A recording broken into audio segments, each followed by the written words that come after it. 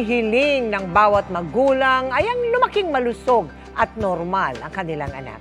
Kaya't para maagapan at maiwasan ang seryosong problema sa kalusugan ng bata, nagsagawa ng newborn screening test sa Cavite at Batangas ang GMA Kapuso Foundation at ang Department of Health Calabarzon. Sinamahan pa natin yan ng mga regalo para sa mga nanay at mga bata.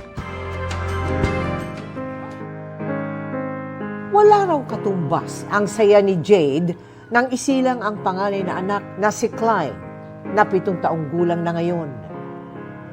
Pero noong bagong silang si Klein, maputla raw siya. Hindi kumakain at hindi umiiyak. Nang ipa-newborn screening niya noon, si Klein, na lamang mayroon siyang congenital adrenal hyperplasia. Dahil sa kanyang kondisyon, tila maaga raw nagbinata o tumanda ang kanyang anak. Base sa kanyang bone age test noong siya'y 5 taong gulang pa lang, ang kanyang skeletal age ay katumbas na ng pang-13 taong gulang na bata.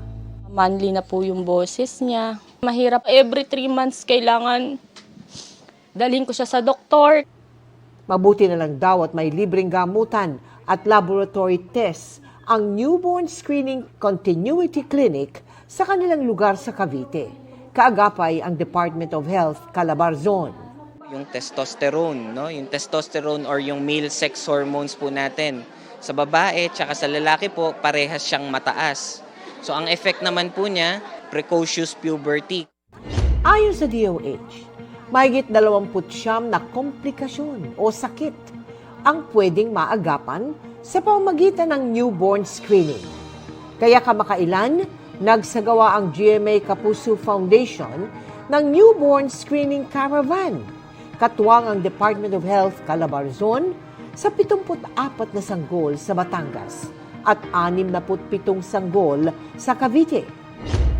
Kung may matutukoy na sakit, i-endorso sila sa Newborn Screening Continuity Clinic, katuwang pa rin ang DOH Calabarzon. Kailangan po ay maituloy hanggang sa kanilang pagtanda para po makasigurado na ang bata po ay lalaking maayos, normal. Namahagi rin tayo ng hygiene kits, swaddles, diapers, baby clothes, at health and wellness products para sa mga nanay. Yung mga bata ang kailangan nating pagtuunan ng pansin. Siyempre, mothers also have to take care of themselves. Magkakaroon ulit tayo ng newborn screening kasama pa rin ang DOH Calabarzon sa buong rehiyon ngayong 2026.